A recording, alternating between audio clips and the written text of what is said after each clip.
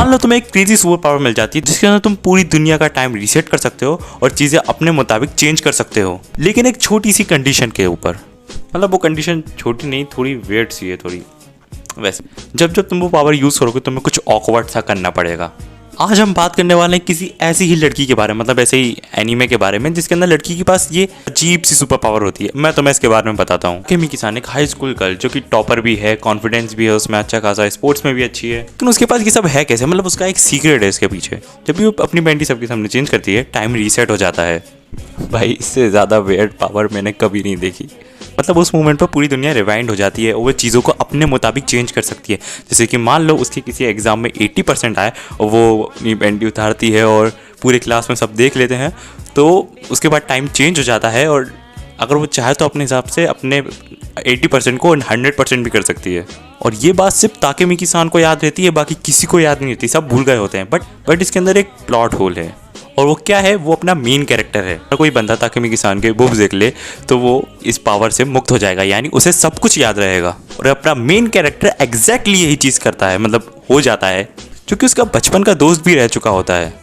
लेकिन जब ताकेमी-सान को पता चलता है कि भाई इस बंदे को पता चल चुका है मेरी सुपर पावर के बारे में, क्योंकि ऑब्वियसली वो कुछ भूल नहीं रहा होता, वो देखता है भाई तुम एनीमे में देख लेना, तो ताकेमी-सान उसको एक ऑफर देती है।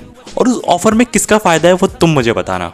तो ऑब्वियसली जब वो सबको दिखाती है तो वो भी गायब हो जाती है, तो उसने कुछ नहीं करा होता है। तो इसलिए हमारे मेन कैरेक्टर के पास ये जिम्मेदारी होती है कि अब उसे ताकेमी-सान को पेंटी बनानी है। मैं सब क्यों कर रहा हूँ यार?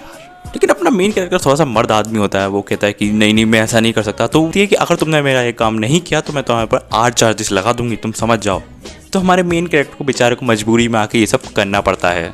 बाहर से देखो तो ये टिपिकल एची कॉमेडी एनीमे लगता है, लेकिन ये उससे कहीं अलग है। लेकिन अंदर स्टोरी कॉन्सेप्ट, वो ये सब क्यों कर रही है, वो उसी बंदे से क्यों करवा रही है, वो चाहती तो इसको मना कर सकती, लेकिन ये सब देखने के लिए तो हमें एनीमे देखना पड़ेगा। अब ताकेमी-सान की ये एबिलिटी एक गॉड गिफ्टेड है या फिर कर्स है उसके लिए, पता नहीं, क्योंकि जितनी बार वो दुनिया चेंज करती है उतनी ही ज़्यादा वो अकेली पड़ती जाती है। ऑब्वियसली सब लोग चीज़ें भूल जाते हैं और वो अकेली पड़ जाती है। तो अगली बार अगर तुम इस ऐसी कुछ पावर का सोचो कि भाई मैं टाइम रीसेट कर सकता हूँ या फिर रिवर्स कर सकता हूँ, तो सोच लेना कि हर चीज़ की एक कीमत होती है मेरे दोस्त। देखो तुम मुझे कमेंट में लिख के बताओ कि तुम्हारा इस बारे में क्या कहना है, इस एनीमे के बारे में क्या कहना है, तुम इसे देखोगे कि नहीं देखोगे। और हाँ, सब्सक्राइब को ठोक के चले जाओ यार, बहुत टाइम हो चुका है, ठीक है? सब्सक्राइब बटन दबा दो अब। और देखो मैं तुम्हें यहीं मिलूंगा, तो सब्सक्राइब बटन दबा ही देना। और बाकी सी यू इन मूवीज़।